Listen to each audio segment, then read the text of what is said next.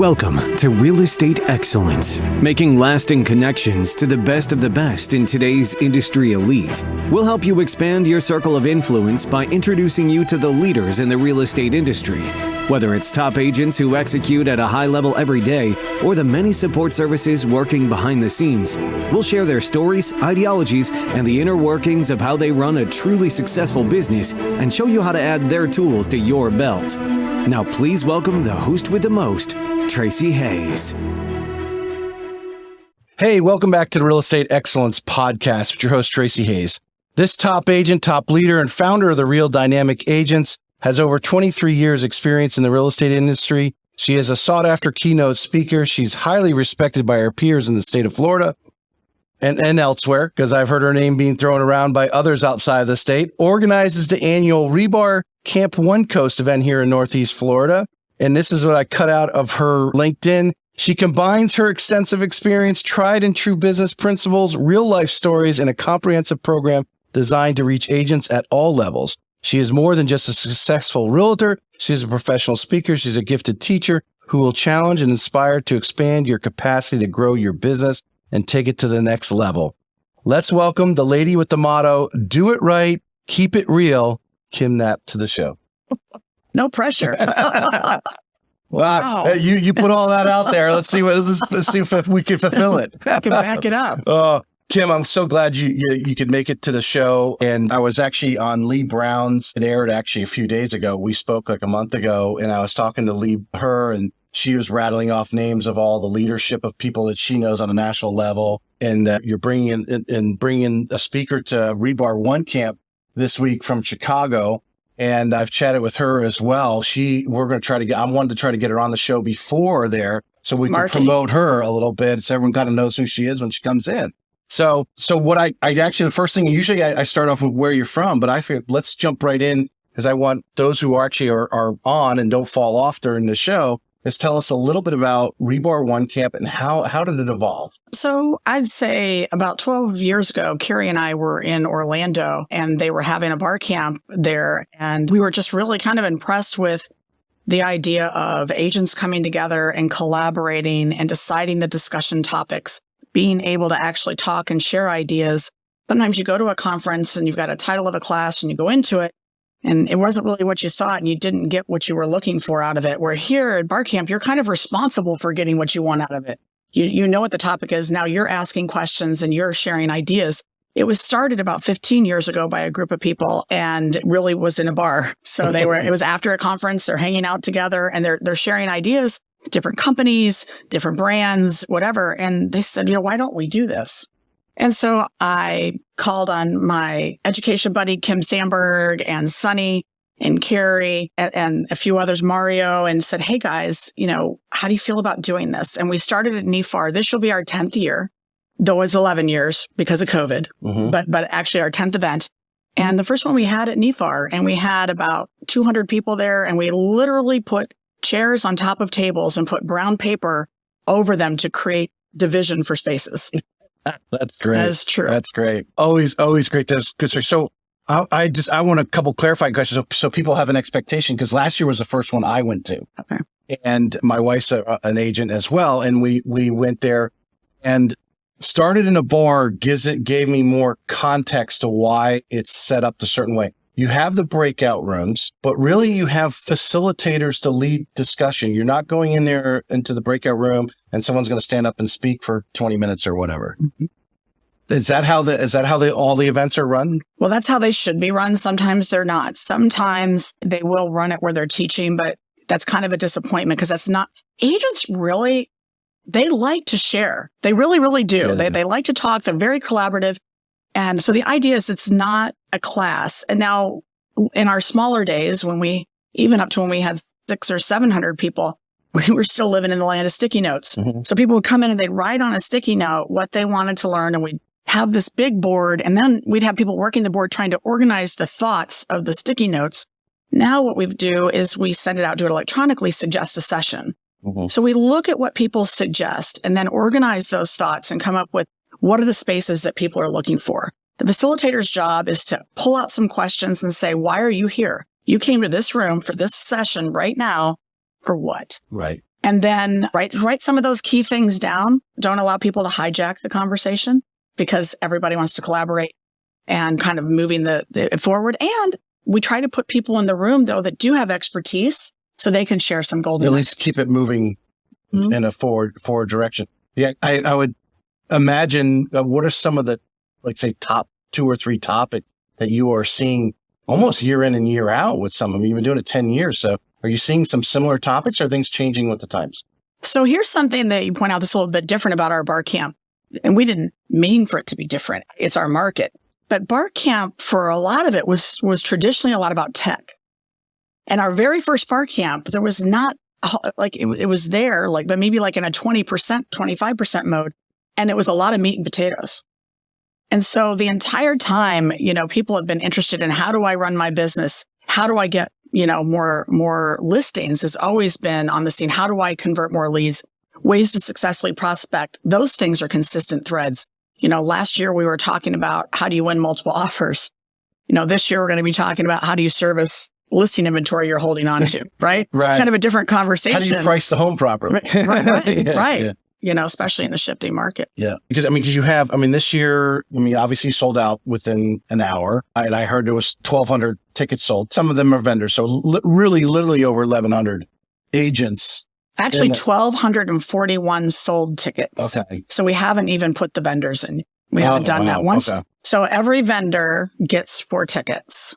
We have 70 vendors. Right. So then that'll all be added to a it. huge representation of the active agents in Northeast Florida when it comes down to a huge percent. And then you have a different grade. You obviously got someone very experienced like yourself in there, but you also got some people who just started 3 or 4 months ago. Or I guarantee there'll be people, this will be like the first realtor event they've ever been to. So it's funny you say that because we're actually this year going to be having stars like on the classes, like 1 star. Okay, this is like you're newer in the business. This is like a great, good. Trying to guide people, or 2 stars, 5 years or less, or, 3 stars. So people can kind of really determine those spaces. And if it's at a much higher level, it gets to stay there. And if it's a more, beginner level, I don't use the word beginner because I don't mean that to sound derogatory in any way, but you got to learn to walk before you can run, right? Yeah. So that's definitely going to be a facet of it this year. Oh, I like that. I like that idea. I was actually, while you were saying that, I thought you were going a different way, but then the way you took it was excellent. When I went to a podcast convention, actually, I didn't go this year, it was the year before. That was one of the things they put on there was everyone, like how many years they've been coming. Right. This is my 3rd, 4th. Did you read my playbook? Yeah. When you started to say that, I thought that's where you were going to go with that statement, but excellent. No, yeah. Obviously. Well, we've got ribbons for the badges, like really fun, crazy ribbons, but also like my first timer or, 5 years or we only got 50 for 10 years because there's going to be a small group of people that might apply to. Right. But we have people that come from, at this time I looked, we have 6 different states. Oh, wow. Mm-hmm. Maybe in a great vacation in St. Augustine. There you go. They're coming down for the weekend, but yeah, and warm up. That's excellent. And just the energy in that room when I was there last year. So I'm going to move on here a little bit, but I wanted to get that out front for everyone. How REBAR is the theme of it, why it's constructed in that facilitating type atmosphere versus an instruction type atmosphere. But Kim, where are you from? So I was actually born in the Midwest in Illinois. Actually born in the city town of Normal. Okay. Which I don't know.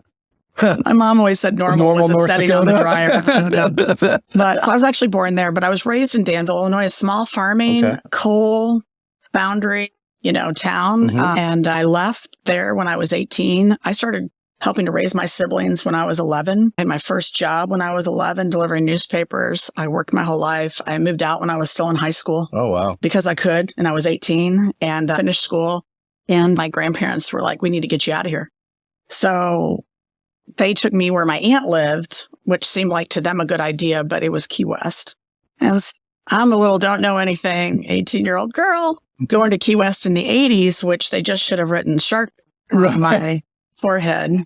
It's like 1 woman to every 20 men back then. Is that right? Oh, wow. I didn't. Everyone's just at 5 o'clock. Everyone's drinking. That's the only thing I can imagine. Well, until 5 the next day. And it all starts over. So really, at that, when do you start thinking of a career? You're 18 years old. You just got to Key West. So I imagine you're doing hospitality type work there. I had a fake ID and I was a bartender at Dirty Harry's. Wow. When do you start thinking of a career? When do things start moving, I guess, into an adult life?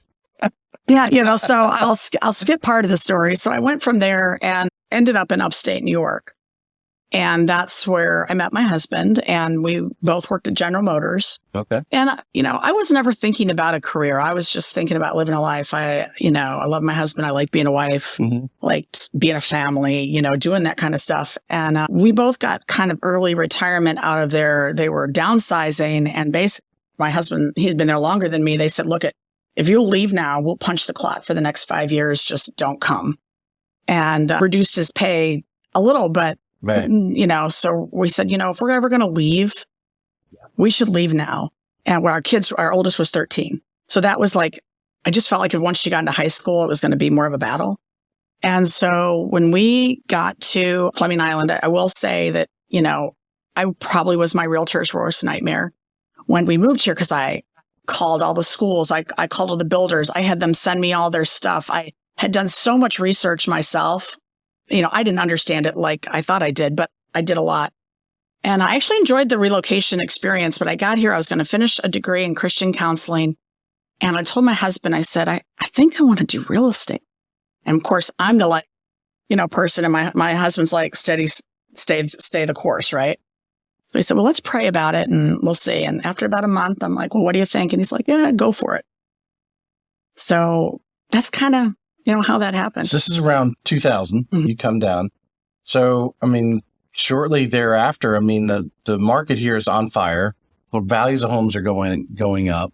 So you're riding a wave. Well, not day one, though. That didn't really start to happen until 2 or 3 years later. When I first started, I interviewed a bunch of agents, site and general agents, and then interviewed brokerages before I even had tested for the state, because I wanted to know where I was going. Some brokers didn't want to talk to me because I didn't have my license yet. And when I went to work for Pete Dalton at that time, and I sold $6 million that first year, I sold one $300,000 house, and my hair was on fire, and I didn't really know what I was doing. I worked hard and I wanted to do well. Right. But my hair was on fire. And then, and I worked really, really hard for all of that. And then as you got into 2003, it was like pedal to the metal, right? It just started flying. And I'll be honest, I worked really hard. I always wanted to do a good job, but I went from 6 million to 12 million to 18 to, now this is 20 years ago, or 19 years ago, really, really fast. And there wasn't a lot of training back then on how to run a team and how to do any of that stuff. It was baptism by fire and learn everything by mistake. Let's dig into that a little bit, because one of the things I really like talking about, and of course, 'tis the season of, we're seeing a lot of movement amongst agents between brokerages and so forth. What led you to your first brokerage? Did you actually even talk to other brokerages, or did you just walk into Caldwell? What happened there? No, like I said, I interviewed site agents, and then I interviewed regular, general agents, and then I interviewed brokerages. And I'm going to answer honestly. I talked to all these different brokers, and Carol Pate at the time was the broker of the office that I went to. And we're just having a really great conversation. And her sister came and kind of knocked at the door. I was peeked in, and she goes, hey, are we still going to meet for lunch? And she said, yeah. And she's like, I love you. And she's like, I love you too. And she laughed, and the sappy inside part of me was like, well, she loves her sister. I like her.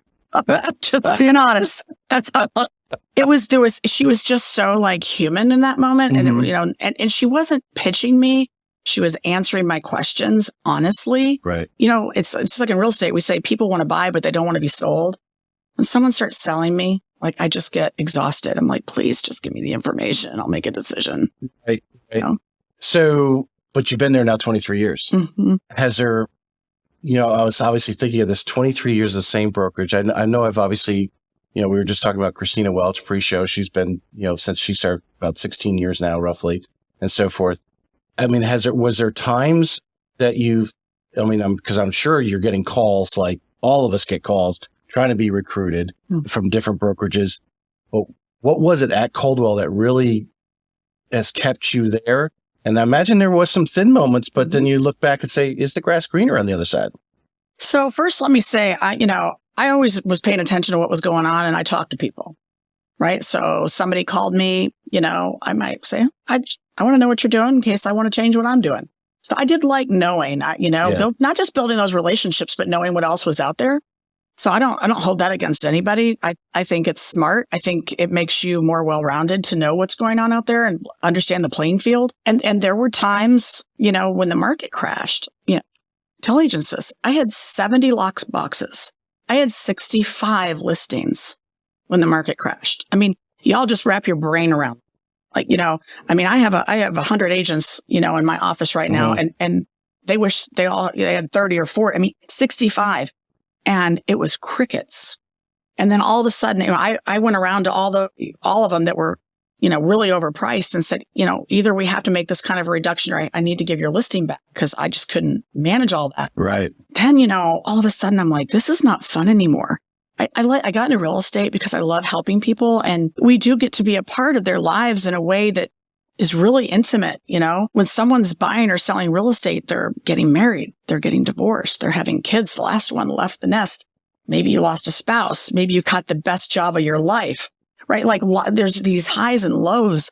But when that market turned, the wife's in the bedroom crying, the husband's at the table, we shouldn't have moved here. You shouldn't have taken that job. I know. Oh, yeah. People weren't happy, right? Yeah. How many of those 65 that you had, the market cups, and I kind of did a little reel the other day talking about how we are in the same mortgage rate range that we were in October of 2008, as things obviously took a turn and then the rate started to drop. But a lot of these people are, caught holding the bag, so to speak, upside down in their homes, almost literally overnight. What's the word? Triage? It's great. You're running around and you got all these listings. Now it's like, and then how far will the market drop? Right. So you're trying to, I would imagine, I'm just thinking you're trying to reprice the home, and now, were there a job there where these people were leaving, or did they have the job offer anymore that they had? And what was the whole reason why they were moving? Right. And having to deal with all those situations. I think for me, that's when I really learned I need to know more. It's not enough to be good with people and, know your contract. You need to really pay attention to the market. And that's a macro and micro, what's going on in your local market, what's going on nationally. How does one area affect, another area? Right. And that's when I really entertained, like, maybe I need to leave. Maybe I need to go to a different company. Right.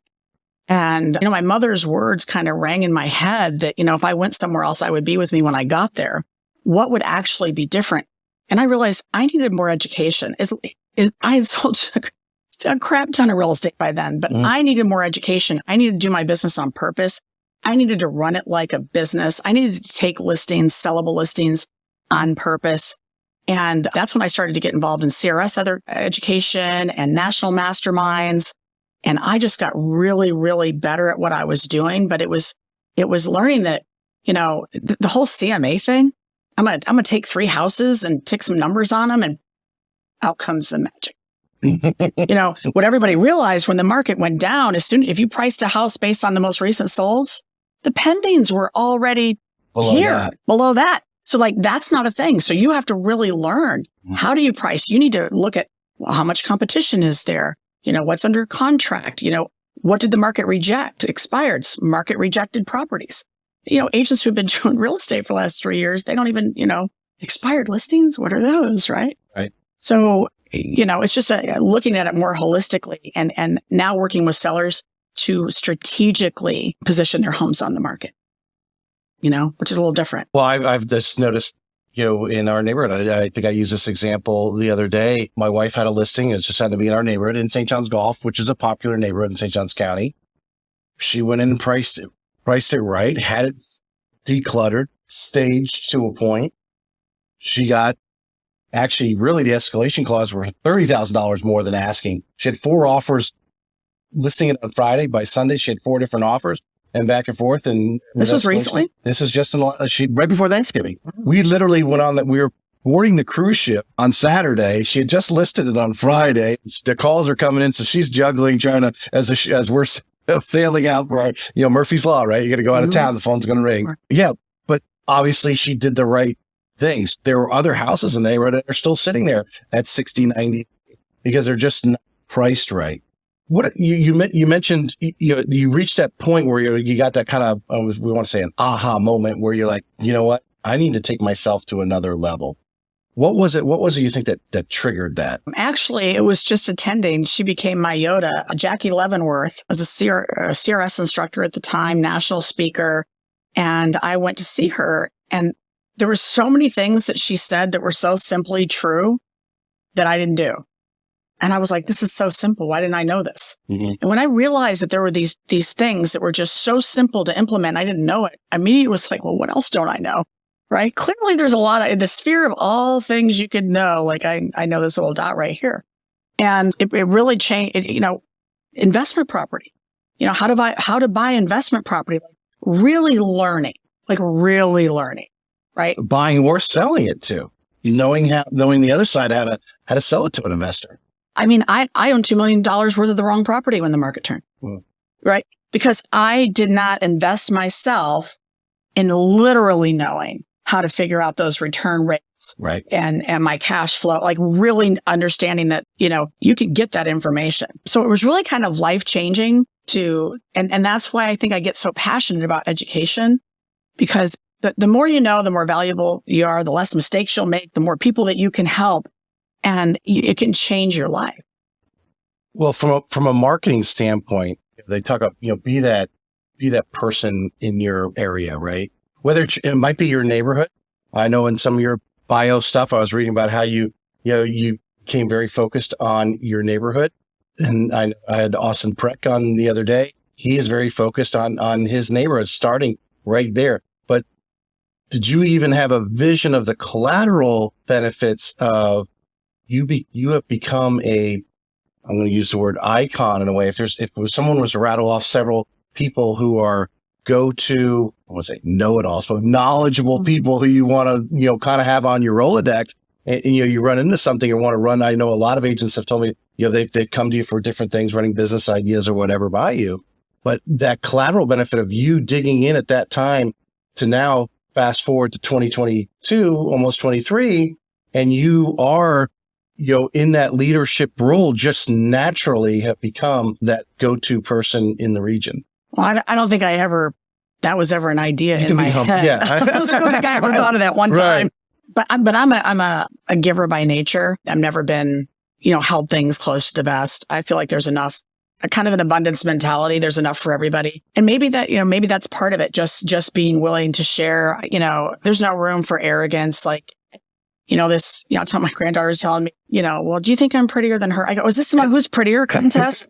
Can you all be pretty? Is that okay? And so I think in real estate, success is measured different by different people. Some people, if I sell 3 million a year, this is perfect. If I sell 5, if I sell 10, somebody who sells 10 a year shouldn't feel bad with the next to the person that sells 25, unless they want to sell 25, then don't feel bad. Find out how to do it. Right. But there's room for everybody in this industry. And so I think just being open is better for all of us, right?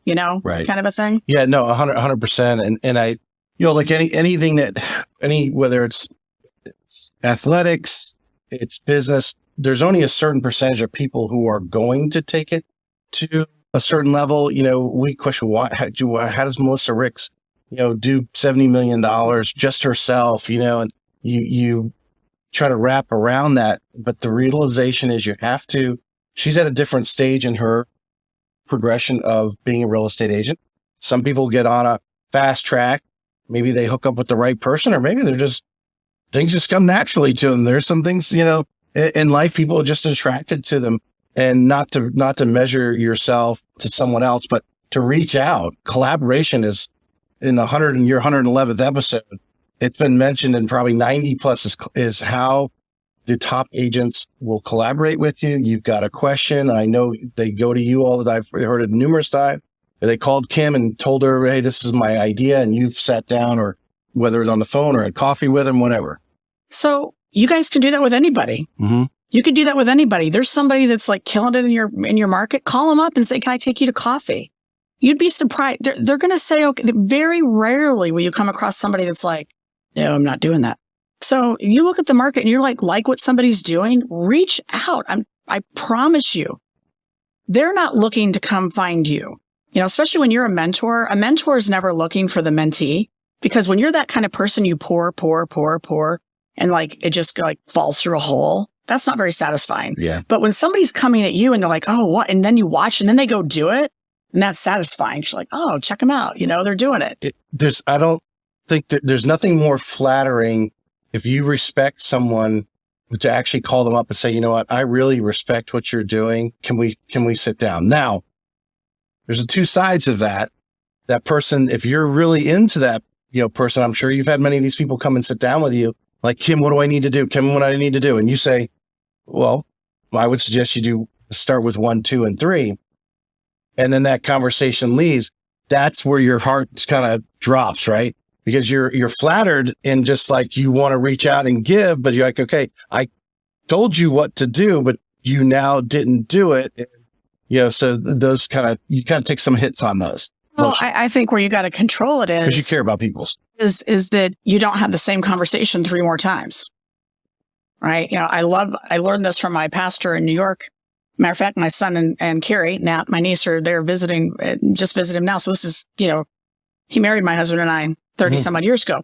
But he said, he would have a couple come in for marriage counseling and they would say, whatever. And he'd go, okay, here's what you got to do before next week. And they come in next week and he'd go, how did you do? And he'd go, well, we didn't do it. And he'd say, well, we don't have anything to talk about. So why don't you come back next week?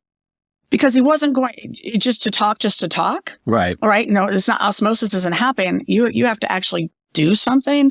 So I think, I've probably, wasted a lot of 1 conversations, but I don't want to waste a 2. You know what I mean? Mm-hmm. Mm-hmm. I think that's where you kind of try to hold people accountable, that they need to do something with it. I'm going to just change it because I do actually have some questions here. So to lead us on here. Well, we just kind of touched on this a little bit, so this will carry it on.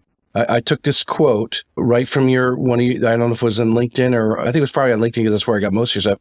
Early on in the game, I decided that I wanted to be successful. I should find out what successful people in the industry do. What were some of the things, if you're talking, training a class, or you have that agent in front of you that's obviously looking for people that are smarter than they are or successful. I mean, what are some of the things how they should approach them? I don't know if people are nervous to approach them. I guess it's kind of like that scenario where, guys are in a room and there's a pretty girl and everyone's like, ooh, shit. That successful person's over. Oh, he's too successful. He won't talk to me. What's the best way to approach someone like that? First of all, that's just their own self-talk. Yeah. That's the same thing, agents do when they haven't kept up with their database and they're like, I can't call the person from 5 years ago. And I'm like, well, what do you think is going to happen? You're going to call them and they're going to go, Joe, I can't believe you haven't called me in 5 years. Yes. They're going to go, I'm Joe. They're not talking to dinner about you for not calling. So it's that same self-talk that keeps you from doing that prevents you from just walking. Like, what's the worst thing that's going to happen to you? Like, what's the worst thing? If I can encourage anybody, get your mindset right. Just get your mindset right. If you want to be really good at this, get over being butthurt about stuff. Just you knock on the door, you call the person, and if it's not your tribe, then next. Same thing with reaching out to people. And I would have never started farming when I did. I wouldn't have understanding follow up after the sale when I did. Those are all things like I really understood early on. It was the business part of it that I hadn't learned, but I'm very thankful. I had a lot of mentors and I'm very thankful for that. Right. On the marketing, because that's really obviously, prospecting, marketing, whatever term you want to put with it. How important is it? And over the 23 years, you've coached a lot of people and a lot of people following you.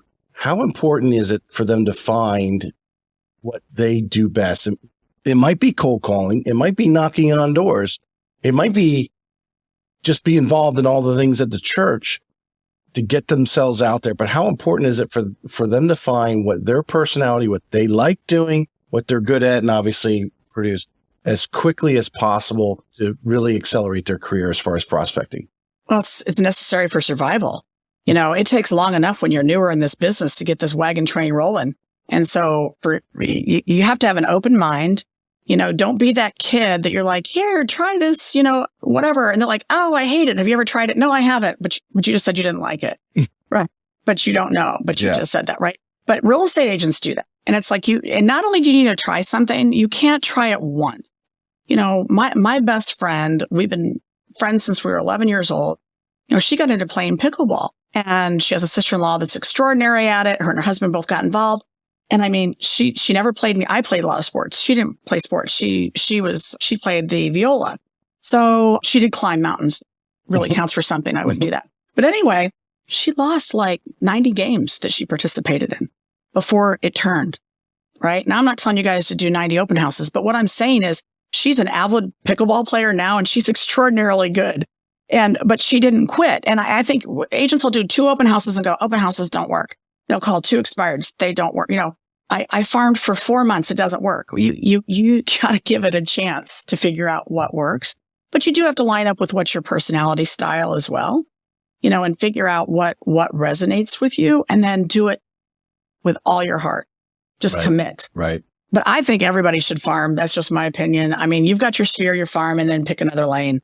But farming is like, it takes a hot minute, right? For it to, if you pick a field, you got to clear it and till it and plant it and water it and fertilize it. And then the first year it's kind of, but each year it gets better.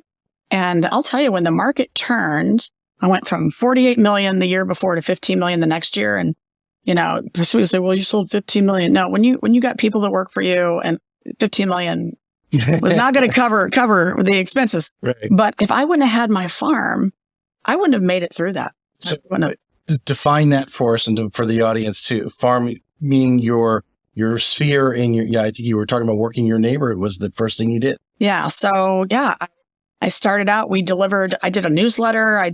My family delivered it in Fleming Island Plantation for, 8 years ourselves, every single month. You made your own newsletter, went out and dropped it on everyone's driveway. I had a little hanger, put it up on the doors. I had everybody helping. Actually, Carrie, and I'll just say this because a lot of you are going to know her. The last time she delivered newsletters, she was doing it on rollerblades. She rolls up to the door and she goes to stick it on the knob, and the door flies open. She flailed into the foyer. This guy's walking by with his coffee, and she's like, I got your newsletter. So she took her rollerblades off. But yeah, so we did that. And then we did events and father-daughter date night, mother-son date night, and door hangers that said, we're accepting trick-or-treaters. Or, I actually have a whole brochure that's like 40 pages long of just farm ideas. Right. And what ends up happening is the people feel like they know you. Mona Gardella told me when she moved to Fleming Island Plantation, she goes, I thought you were like their realtor. Like, they didn't have a realtor. There wasn't one. But that's when you do really good farming, and people see you as, the expert in that area. I was thinking of all the people. Patty Ketchum had that story about her mom with the card. And her mom getting a card. I was going through some of the past shows. Aaliyah Maske with Nicole Slate's group over here. She was talking about farming. She said it took about 9 or 10 months before she got her first listing, but it's started to snowball from that standpoint. You become like I said, the person of the neighborhood. Now, I'm going to give you I'm going to let you overcome this slight objection, because I can see this happening. I know in my neighborhood, my wife's an agent. I got Christina Welch. There's a lot of great agents that have actually lived in St. John's Gulf at one time or another. There's probably at least a minimum of a dozen agents living in that neighborhood. Is anyone farming that neighborhood? Not that I see. I'm not getting the postcard. I'm not getting a newsletter. I'm not, unless they're on a community page that I don't see. But obviously there's a lot of other realtors in the neighborhood.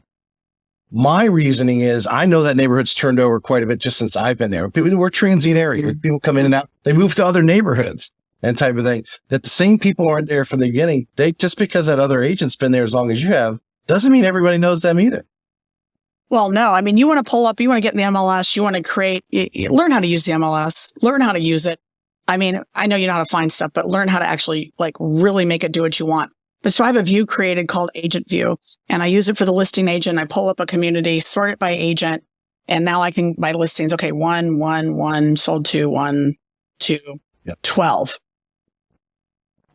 Okay, new neighborhood. So first of all, it doesn't have to be your neighborhood, but if nobody's dominating your neighborhood, then why not it be you? You can't even assume that somebody's going to use you again that was happy with you unless you've kept up with them in a meaningful way. So how can you assume people that may or not may have any idea who these people are? Right. You know, you could still, they're out there at home. I think it's called athome.net. They do homeowners association websites, and I was willing to pay them. And I created one for Fleming Island Plantation, not an HOA, but it wasn't trying to look like an HOA, but the functionality of it, collecting all their email addresses. I put all the floor plans on there.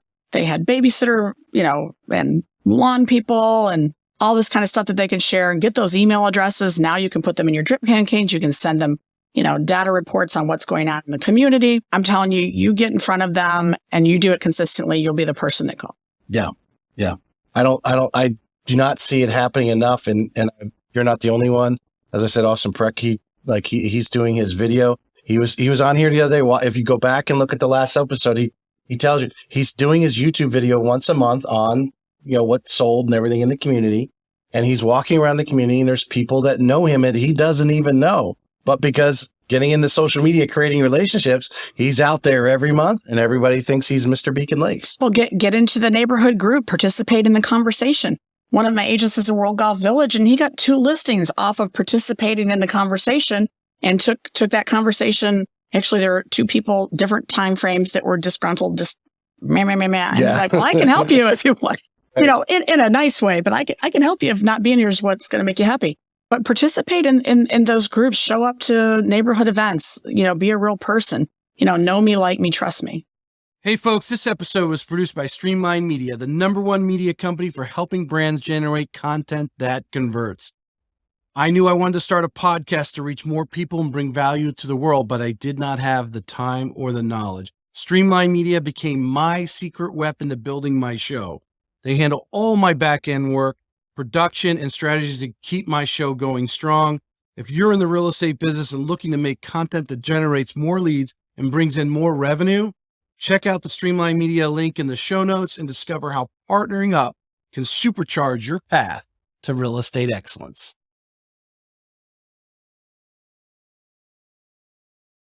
How, 23 years, you've seen the evolution of social media, how it's easier. You don't have to necessarily do the newsletter. You can do a video if you want to in your own room with nobody around.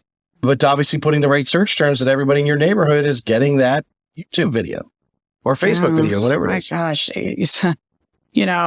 I remember Eden Jordan, slumping herself over my desk going, Kim, you've got to get on Facebook. I'm like, I don't need any more emails and notifications and that, and I just laugh about it. And thank you, Eden, for bringing me around. But, there weren't influencers before that, right? And now you can have such a broader reach. You don't want to get caught in, I get so many people to look at my stuff if nobody's responding, right? You need to be on purpose with what you're doing. And certainly now, we can't figure it out right this second. But when you learn how to cross-reference your video from where you're doing it in your Reels or Instagram or how you're using it on Facebook or how you're leveraging it on YouTube and where you're sharing, you can do a lot with content. And so find out determine who your tribe is and then speak to that tribe. But it's a lot easier to get in front of people. And there's some people that on your personal page, I still run into this personal Instagram, personal whatever. I don't want to be friends with a customer on there. And I'm like, because what are you doing on there? What's the reason? On your personal. I don't know a lot of people that are flocking to, of course, no new people are joining Facebook right now. So we all need to get a hold of that concept right now. Nobody knew. The young people left the building, but people aren't chasing down to follow a realtor's business page. Who's got 10,000 people? Brian Copeland has 5,000. Right. And Brian's off the chain. So it's your personal. People want to know you. And Gordon Rainey said a couple years ago, now I would always have I'll friend him after the closing. He goes, first contact, I friend him. He goes, I deal with a lot of military. I deal with people coming and going from all these places. And the second we connect, I friend them. They're getting to know me. I'm getting to know them. We're building a relationship and connecting. And I'm like, duh, right? It's just so. And the second thing I just want to say about that is from a decade ago, I've told people, and social media is a gift to us in our business because we can go in and people tell us all the stuff they're excited about, all the stuff that makes them proud, all the things they want to celebrate, or if they're going through something difficult. And it gives us a way to meaningfully I'm so sorry you lost your dog. It's genuine. You mean it. And I'm sorry. And you connected. Or you send a card to their kid who just won nationals and, their sport. Right. And they're like, the kid's like, that's cool. I actually got mail. I didn't know what that was. But the parents are like, they knew my kid was awesome, right? So connect in ways that are authentic and meaningful. And social media gives us that. And social media, you brought up the word that I was going to, say next is the one, that phrase is, again, going back into a lot of my old videos and going through them and talking with many agents. The word authentic is coming up. I think if I searched it through all the videos, I'd probably find it. I didn't notice it was there as much as it is, but being authentic, when I have a guest on the show, depending on where I can find their information, some people don't have any LinkedIn. So I'm like, okay, because that usually gives me a nice little timeline. I can create questions off, that and start a conversation. Sometimes I got to go on their Facebook and I start going back and I can look at their pictures. And you can look at it's become their photo album for a lot of people, showing their kids 10 years ago and now pictures of you're seeing them today. And, and people start to get an idea. Like you said, people like to do business with people, obviously, who they like and who they trust. Well, they trust people who kind of have a lot of similarities that they have, maybe they do have kids. Maybe you're a similar age. I don't know. Maybe there's a single mom. There's a huge single mom family in the real estate. There's a lot of women doing really well with that, but they're bonding through something in that social media opens your book for those people, through your possible future customers to relate to you in. Well, people are always looking for commonality. And that's where even on first contact with somebody, in person or on the phone, you're asking a lot of questions. Some agents will dive right into talking about themselves. And it's like, you got to just restrain that and spend as much time as you can learning about the other person. And they want to ask questions back, and that's fine. But it's really discovery and finding that commonality. It's really funny. You meet somebody and they're like, oh, I'm from Illinois. Oh, me too. We must be distant cousins. It's just like somehow it's just the only commonality is like a whole state, but somehow that resonates, It right? does. So it's really seeking that out. That is so funny. I've introduced some Minnesotians to themselves, and they're like bonded. They're invited themselves to Christmas parties and go boating and everything. It's like, it's like, how that even then it's brought into the Midwest, right? Now but yeah, people have treaded over the same turf. I think I had someone on the other day, and we were talking about, why some of the military, not all, really all the military, you may not have served at the same time, but if you're a Marine, and you went to Parris Island like my dad did in 58, or you just went through there, 5 years ago. Yeah, there's McDonald's there and it wasn't there in 1958 and things were done a little differently, but you have treaded the same turf and sweated on the same, dirt. And there's a commonality there, and there's a bond and a conversation that because you have been there, I do it a lot with my Citadel alumni. We went through the whole thing, different time periods. But, this morning, actually, before you came, I was talking to a class of 66 guy. I mean, he was through the Citadel before I was even born. But we're talking in conversation like, hey, we've been hanging out for years because we have that commonality. I have an agent, Kim Cameron. She's going to be at BarCamp. Kim's awesome. She's also a CRS instructor, team leader in St. Louis. And I don't know how many years ago. And it's one thing I love about CRS. We have a kind of a slogan of like rip off and duplicate. So we all just sort of share stuff. And she has this like great electronic intake form. She also has a paper version. But just really, as she's, learning about her people, it's like, if you were going to go to a party, would you have a glass of wine? Would you have a Coke? Would you have a, whiskey or whatever? Just really drilling down into building your database on, what sports team do they like? She has her clients fill this out, or she fills it out? She does it. She has them fill it out. And it's just really fascinating for them, because now they really know how to connect with them. Right. And she's got an incredible database and how she does that. I mean, she's like the queen, but it's something that we can all aspire to be better at, I'm sure. Whether it's their sports team or, what bottle of wine to send them, what kind of music, what kind of concerts. Yeah. And it could even be like, I'll see something. Actually, I just Sean Carpenter, who's one of our speakers coming, I got him so that I don't buy Sean Carpenter Christmas presents. Okay. But he's really into breweries, and everywhere he travels, he always visits a brewery, wants to look at their local IPAs, all this stuff. Right. And I was at World Market getting Christmas presents, and I saw a box that was like beer trivia. I'm like, I'm going to send this to him. So that's what ends up happening when you have a customer, there's a concert coming, you email it to them, like they come top of mind, right? But you got to know it first. And it's those little touches. I've got another quote here. Being in real estate has nothing to do with selling houses or just opening boxes, she says. People are looking for a home, a place, a refuge at the end of a long day, or to celebrate the most important moments of their lives. That's a big decision. I'm here to help and make that vision a reality. How have you taken that culture, and you're kind of describing a culture, and how do you maintain that with your agent? I mean, you said 100 agents that you're influencing them. It gets difficult when you start getting them to have them, stay focused on the culture. What's something you do in the office to that going? Well, first, I just want to compliment them. I mean, I have the best, most compassionate, professional, giant group of grownups ever. I mean, they're really phenomenal. And I mean, that really is our culture. You have to get, buyers buy houses and sellers sell houses. And we navigate people through the process. We gotta not be attached to the outcome, right? And know that this is too big of a decision that you're not going to make somebody buy a house. You're not going to do that, but you can give them that right information. I mean, this is the place they need to go. This is it. And sometimes this is it's completely irrational. I mean, when I learned how to manage showings, which was, okay, here's what's going to happen. We're going to make appointments. We want to try to keep them. Sellers, really work hard to prepare their home. Let's not take any notes or anything on the property. Let's do one lap and decide if you would buy this house. And if you would, then let's spend some time. If not, let's move on. I had a FBI statistician who had a dossier on every house. He would print up the Google overview and the deed and the mortgage and everything in MLS. And he had furniture taped together like a newspaper that he could unfold so he could see if his furniture would fit, cardboard the size of his plates. And this started, and then the toothpaste was out of the tube. And I'm like, I can't reel this back in. And so we did this for a year. They would come down, and then they walked into the house that they bought. She went in first. The house was vacant. She stood and looked through, started crying, went, this is it. He didn't even really make it in. No newspaper furniture, no cardboard plates, no dossier. So it's not always a rational decision, but it's navigating that this is such an important decision for people. Do you see yourself here? Mm-hmm.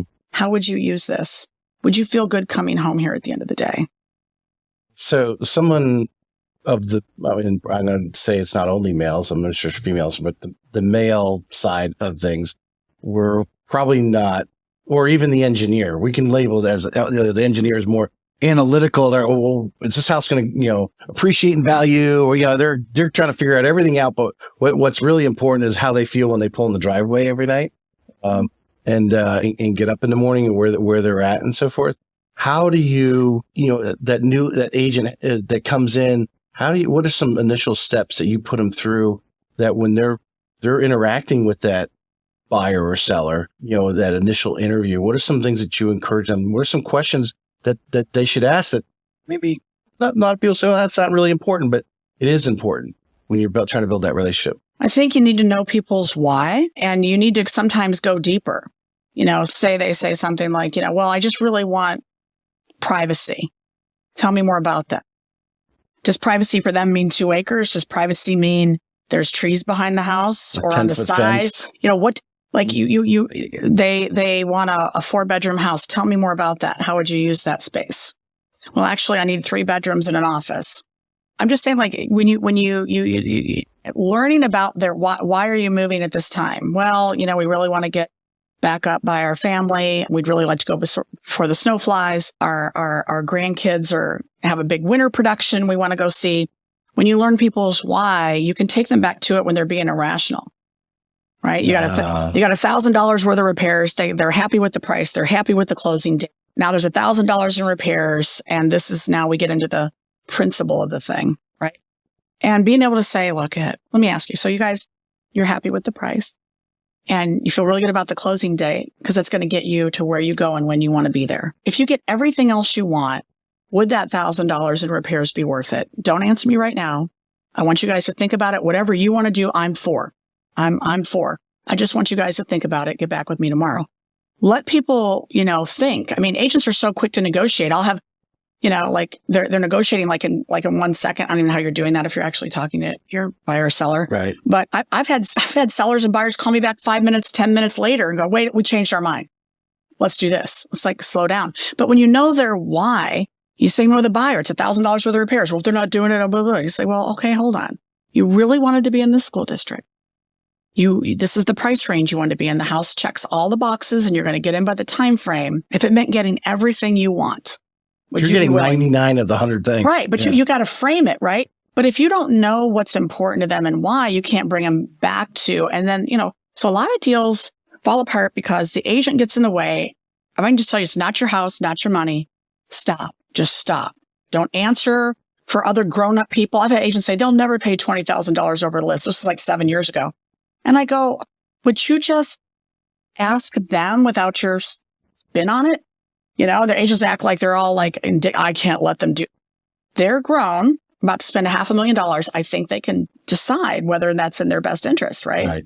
But agents get in the way and then help navigating people through how do we get here in the first place? Because people get irrational when they feel under pressure. Really learning negotiations on doing a win-win. So I think of a situation I had, and I really felt, and this is the way I felt. So I don't know if it's how the agent who referred me, but then never referred me again after it, because it was a house that had the roof was basically gone. Air conditioning was on its last thing. So there was $30,000 plus of things. These people really wanted the house. They had the sellers, but it was back to that situation. Well, I mean, this is the deal. So you either take it or you go back to the seller and say, hey, this is the situation. The roof has got less than 2 years. So we've got to do something. And they went back and we ended up doing roof escrow and they ate the air conditioning. Buyers going in, they accepted it. But I was like, do you realize if you don't go back to the seller and say, hey, this is the only way we're going to make this deal work, that next person that walks in that house, that air conditioning could go and be gone. And then they aren't replacing the air conditioning because no one's going to buy the house or unless they're going to take, dollars off. So to take that next step, I think a lot of them get transactional or for that standpoint and not, like you said, take that next step. We don't know what the buyer, the person on the other side, what wall they're against. We don't know where they're at. I know a lot of people like to say, oh, well, they bought the house for this and now they're selling it for that. Well, you don't know what happened. They could have actually used up all the equity paying for medical bills. You don't know. That's not they bought it at market value. You're buying it at market value. And you don't know. And you have to, like you said, to walk away from that. There was a term, what made me think what you're talking here. It's not like buying a car where I can go buy the same Dodge pickup truck I have now at 1,000 other dealerships all around the country. I can do that. So it is just a physical piece of metal that other people are selling. But that house on that lot at that address, there's nothing is more unique than you personally as a human being. Well, and I think that a lot of agents, this isn't a bad thing. A lot of agents, when you learn how to identify it and control it, but a lot of agents are people pleasers, right? And in doing so, sometimes they do a disservice. They think that they're doing a good job is always winning something. Sometimes that's telling people the truth that they need to hear. Right. So Sharon Alters is the one that taught me this years ago. And she said, on a scale of 1 to 10, how honest would you like me to be with you? And really having that conversation, early on, whether that's a seller or a buyer. And, so that could be whether you're negotiating repairs, difficult information. Part of that is being knowledgeable, get educated. With the seller, you should have already had that conversation. Right? About the roof, all of that, what the potential is, being uninsurable, all those kind of things. Understanding, maybe if the AC is really old, get a pre-inspection. I have something for the sellers I created years ago. It tells them all the benefits of a pre-inspection, and then they have to check a box that they choose or decline and sign. that makes them more responsible. See, we don't treat grownups like they're grown, and then everything runs downhill this way, right? So making them responsible. And I've had agents go, well, then you have to disclose that stuff. And I'm like, yeah, it would be worse to disclose it than like have the whole deal blow up, because the buyer's going to have it inspected and find it anyway. Like right. And so, and would you feel, even if they didn't find it, you constantly knew there was something significantly wrong because you knew, whatever it is, and they did, and someone didn't, could you hold your conscience with that? Well, you have to disclose. I'm just saying, it's going to get discovered. I mean, will their inspector find other stuff? Yeah, but they likely won't find any other big rocks. Right. And so now the seller's not surprised. I tell the seller, like, it's entirely up to you. But by doing so, this puts you in the driver's seat. You know what's ahead, and maybe you can pre-plan on how you want to handle that. So, I mean, that's just an example. You are pro pre-listing inspection. You really 100%. 100%. And I got to tell you, I spent way too much time organizing $500 and $800 worth of repairs. Just ridiculous, copious amounts of time. Oh, good. And so I just didn't want to do that anymore.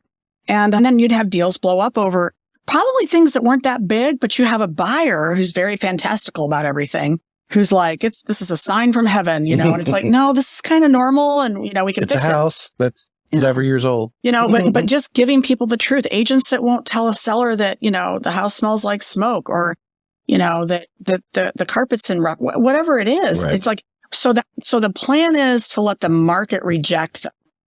Like, that's the plan. Or do you tell people, look, is the goal to get the best price? Now, maybe it's not. Sometimes it's not. Sometimes people have other urgency. But if they say, yes, we absolutely want to get the best price. Well, if that's the goal, would you be willing to X? I am pro pre-listing agreement because I've seen it on my side, because the thing comes back, well, hold off on the appraisal yet. We're not okay with the inspection. And you work so hard. You agree with me or disagree with me? Yeah. You work so hard as an agent to get that buyer, put them in there, and that's okay. This is our home. They sign the contract. You would love that you could close like within the hour, right? But you're going to have typically 3 weeks to 30 days or more before you're going to close. So now they're going to go home and have standard procedures. Did we do the right thing? Are we buying the right house? All this is going on. They go and do the inspection and then find the $1,000 in repairs that could be so minor and like done the next day, but that is their ticket out of the deal.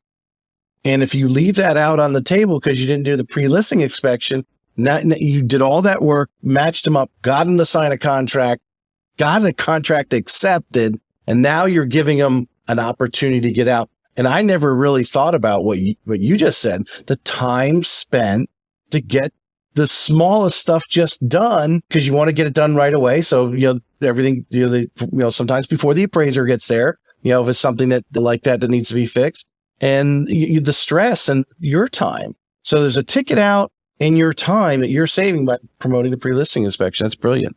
Yeah.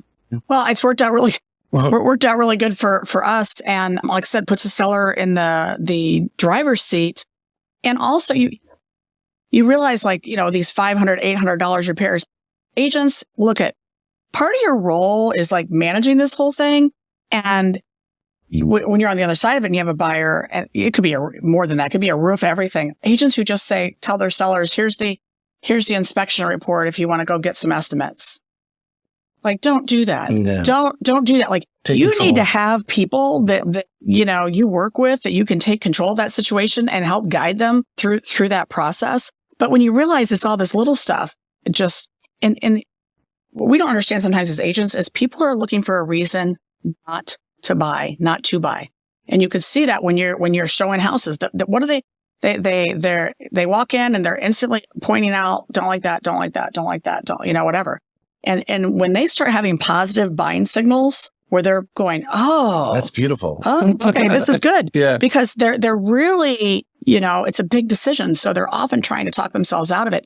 And the average negotiation is 21 days. And agents are like, I only negotiate contracts for a day or two. It's like, oh, there's far more than that, right? Mm-hmm. You've got the inspection, then you're waiting on the appraisal, which you're getting hung up on. Mm-hmm. And, is that going to come back? And, that's probably going to be a little wonky.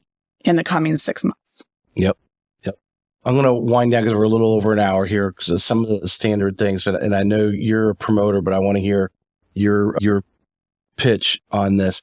How important is it for agents to continuing to educate, whether it's going down to NEFAR or whatever local board there may be, getting the structured classes, or there's some lenders putting on a VA loan seminar, or the home inspectors doing all the different things that they can go and get a free lunch at or breakfast or whatever. How important is it for them to schedule that regularly, whether it's weekly or monthly, that they're continuing to grab nuggets on a regular, consistent basis? Well, I mean, it's necessary. It's mandatory. So you may do it different. If you're a reader, or you're watching YouTube videos and you're reading and you attend 1 or 2 classes a year, then that's fine. If you're not, you need to get places, because first of all, there's solutions. There's lending solutions, right? You might not be able to do it this way, but I can do Homes for Heroes. I can do a USDA where this house is. You need to understand how all of that works, we'll right? Promote John Adams' renovation loans, a VA renovation loans. Maybe the veteran can't buy the house it is, but if we do a VA renovation loan, right? Lending has built within it a variety of solutions, right? But it's the same with a lot of things. And the more an agent knows, the bigger their arsenal is, the more they win. It's your unique point of difference. So, I was talking to my agents about portability and how many agents don't understand that, in this market in the last year, I had friends that were in real estate who were selling their houses, who realized their just market value was really low, went to the property appraiser, got it raised $100,000, $120,000, all of that in their just market value and their assessed value. That difference is the portability you take with you to the next house. And so now they do that, and they take an additional $120,000 on the $70,000 they already had to the next house. Now, if that's information that you understand, does that give you a unique point of difference when you go to a listing appointment? Mm-hmm. One of the things I make sure is that you're going to get a maximum portability when you go to the next house. That's one little kernel I gave in like 27 seconds. Right. But there's thousands of those kernels. You can't get caught up where that's all you're doing. But once you stop learning, I ask my agents, who would you ever work with? An agent who's been in the business 20 years, who tapped out 10 years ago, or a brand new agent with a chip on their shoulder? And you know what they say every time? The brand new agent. Because it's so hard to take somebody who tapped out a long time ago and try to tell them they don't know what they think they know. It's just the new agent knows it, and they're just fronting. So you can work through that, right? The one who tapped out, you can't. Yeah. The market, I love this statement, and I know you hear this all the time. You're working with buyers or calling on FSBOs, right? Or whatever. But buyers will say, oh, well, I've sold many of homes. I know what I'm doing. And when you let them kind of take control, especially over pricing, I guarantee you, any agent that has any more than 2 or 3 listings right now, they have somebody in there that's not priced the way they suggested to price the home, that they're telling them they're smarter than the agent, when in reality they're not, because they haven't sold homes in the last 6 months, or let alone the last 3 months. And what's changing, what was happening last year, to compare to this year, and how you're listing and structuring the deals and so forth. And you staying abreast and I think the bottom line word, and I think you agree with, is having that confidence to express that to them. Well, then you need to know how to get the data, and you need to know the data. So whether you're using, if you haven't in our MLS Domos analytics, you can check that every day and say, okay, we've got 3.5 months worth of inventory. The days on market has gone to 39 days from up from whatever days, what percent that's up. When you know that specific data, and you can go by month, but I'll tell you, when you go to a specific house, the days on market, or the inventory that we have, it may not be 3.5 months. In the 4 to 550 range in this community for 3-bedroom houses might be 5 months. So you need to be able to know how to do that research, do absorption rates, so you can explain that data. And you need to be doing it from the beginning, not trying to back clean up with it later. Right. And setting those expectations. But again, that's being honest with people. They're still going to make a decision. They're going to set the price. But I was helping one of my agents. We resolved a binder dispute with a FSBO, and the daughter was handling it. And I was talking to her a couple weeks ago, and she goes, and we knew each other from my farm. Mm-hmm. She knew me. She goes, well, Kim, it's not like the market turned on a dime or anything. I said, well, no disrespect, but it actually kind of. On a half a dime. Right? And I sent her the data and said, I'm sending this to be helpful. I want you to understand what's going on, because you're going to be putting this house back on the market. Right.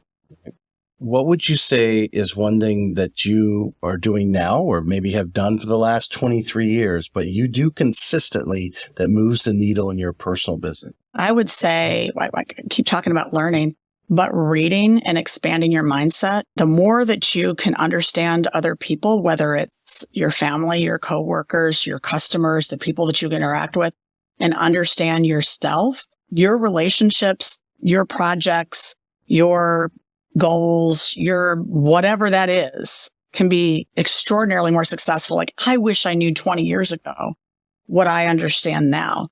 And that just comes from, that alone, quick example, Carrie, anybody who knows Carrie, my niece, I'm more the D, she's more the I with a, kind of the S, kind of softer. Right. She uses lots more words than I do. I use lots less words. I type an email to somebody, right? And I'm like, and I'm like, oh, I should say hi first. Make sure you say thanks. Yeah, right. I'm going to do that in the beginning. And, but, for her, she's like, you're a D. And of course she goes, but those D personalities, a couple of years ago, she's like, I'm working on this because they feel like they're yelling at her. That's how she feels, but they're not. Right. But when she feels that way, then she responds that way. Right. So that when she can learn the D person's not yelling at me, when I can learn that I want the I to land the plane when they're telling me a story, that I got to let them tell some of it because I just want to go land the plane. I just want you to sit down. I'll interrogate you. That would be faster. Right. But it's important. So I need to let that happen. Well, that works with your customers, right? Where you've got the D and the I. When you put things in proper perspective, then you receive and respond differently.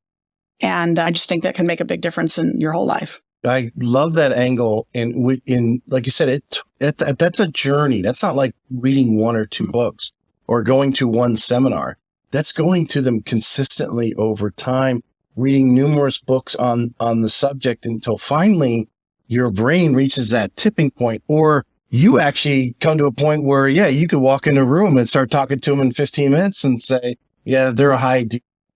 This, and analyze them so that you know how to come back and approach them. Or I always remember one of the years I was at Quicken Loans, because my manager was from Michigan, and he would love to listen to me talk to other New Yorkers because that's where I'm from, and how New Yorkers, talk. And I try to explain to my wife, like Clint Eastwood in Gran Torino, and how that age, that generation, and how they talk. Clint Eastwood does that a lot in his movies. He gets really, pinpoint to the generation of how those people talk to each other. And if they talk like that today, people, we know our millennial generation would get offended. That's the word I want, offended. Yeah. But that's the way people talk. And we laughed about it and then went out and, had a beer or whatever, right? That's just that's just the way of talking about understanding people. And I think, obviously when you bring in the DISC assessment and understanding also, where people are from are actually huge. And we have a huge influx of people, obviously Europeans in here. We are a Spanish population that have come and settled in Jacksonville. So you have this whole different, you have cultural That's another whole level is understanding. That's a whole another level. Yeah. I think it was Gonzalo Mejia. He's Peruvian, and he was telling me culturally they're late.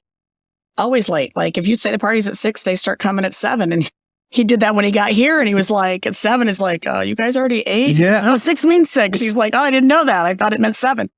But that's a thing to know. I mean, my husband always asked a million questions, and I was like, what is this? The Spanish Inquisition? Like, why do you ask me so many questions? As I learned about him, that's his way of not only understanding, but making sure that what I'm saying is what he thinks I'm saying. But when you learn that a customer's doing that, you realize it's not that they don't trust you. They need to learn and understand and know they know. Mm-hmm. So those kind of things just go a long way.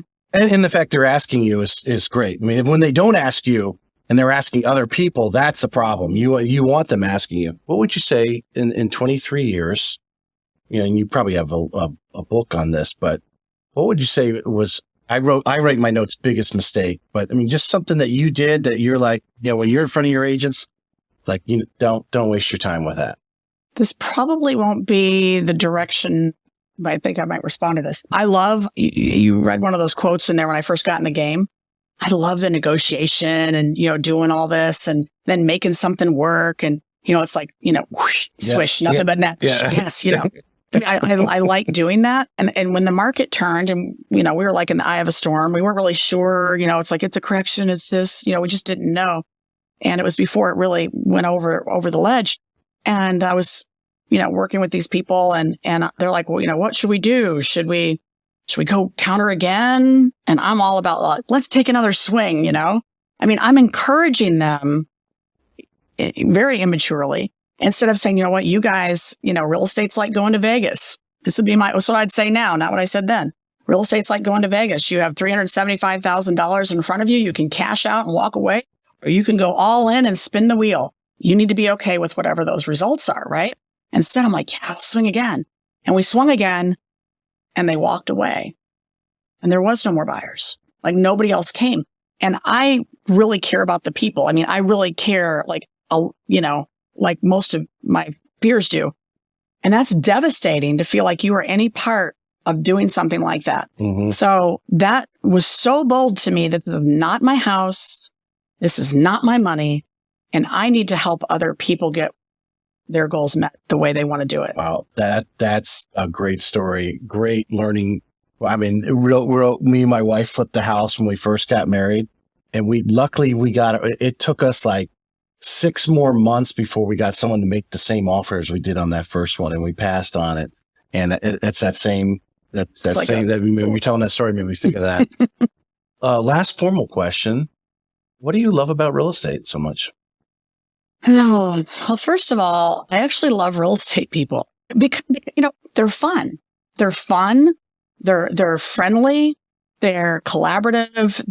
They're just, I hate the rap that we get as a culture because and my real estate friends are like, I love my real estate friends. So that's a bit, and it could be anywhere, right? They're just wonderful. My son got in a bind in Hilton Head, and I went on the CRS website and found a CRS agent there to help him. Oh, cool. A stranger. Yeah. I'm like, hey, I need your help. So, I feel like, we can do that.